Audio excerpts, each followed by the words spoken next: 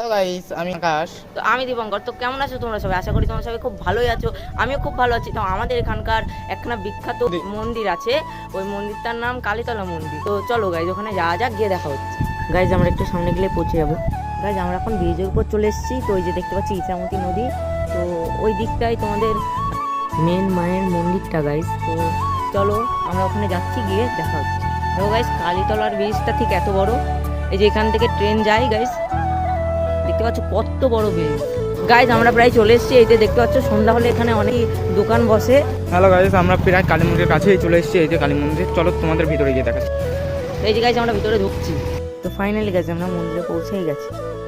Finally বন্ধুরা আমরা পৌঁছে গেছি কালী মন্দিরে। তো দেখতে পাচ্ছ এই যে কালী মন্দিরের মেন কালী ঠাকুর, দেখতে পাচ্ছ কত সুন্দর লাগছে গাইজ।